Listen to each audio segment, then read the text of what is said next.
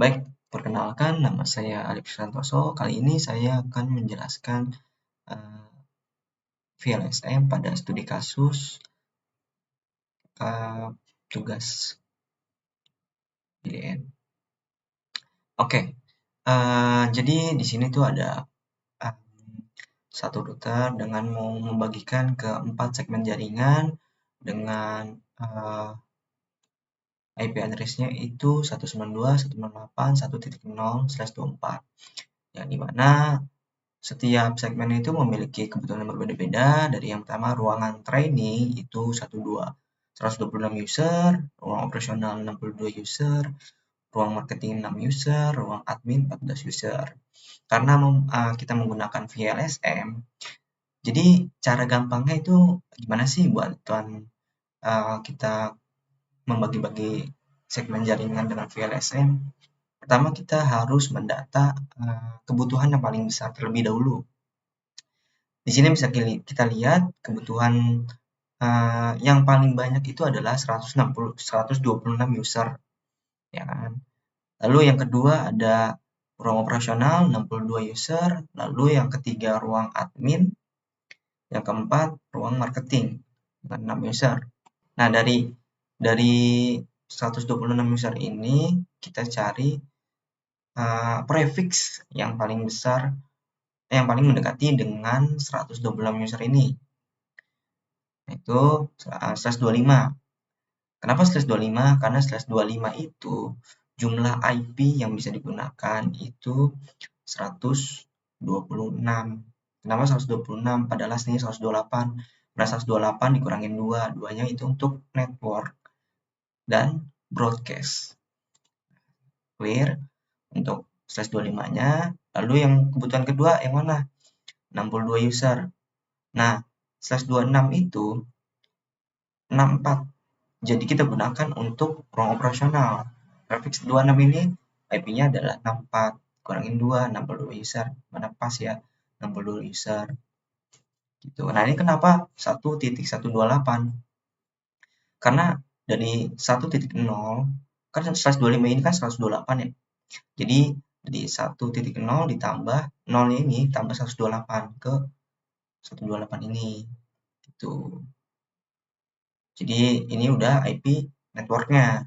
Gitu. Sebenarnya dari 0 sampai 127 kan.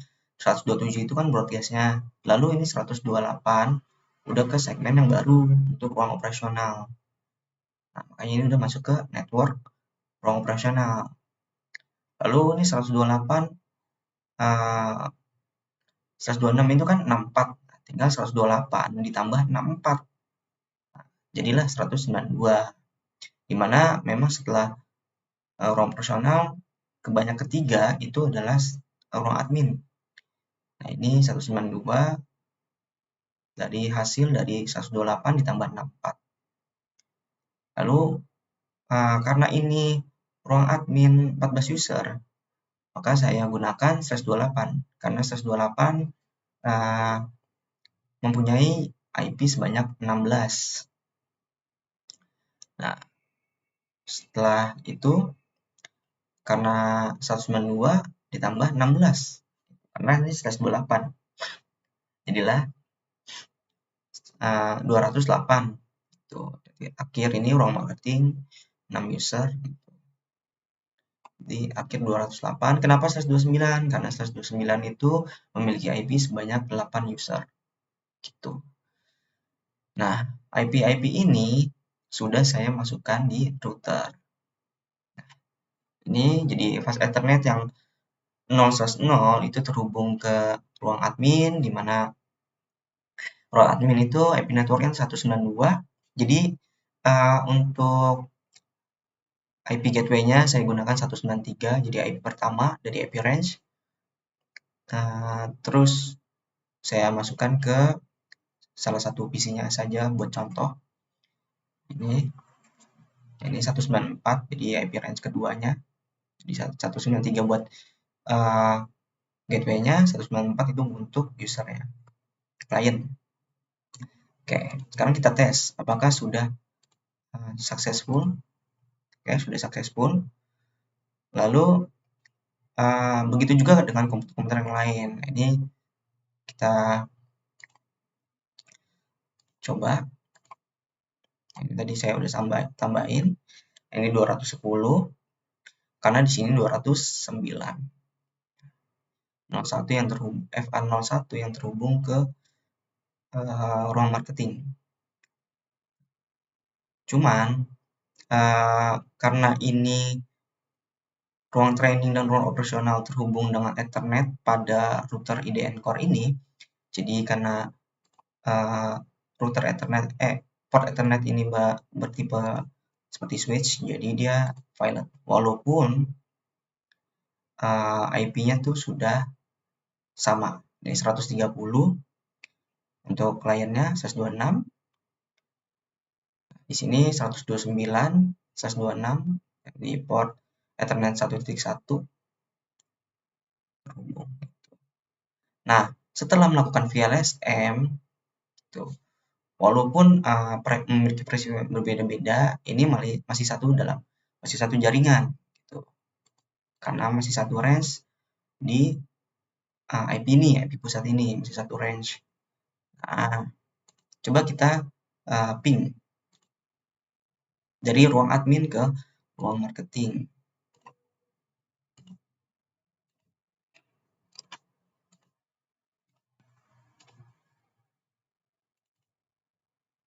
Oh, ini tadi IP-nya di sebelah sini. Oke, sudah successful ya.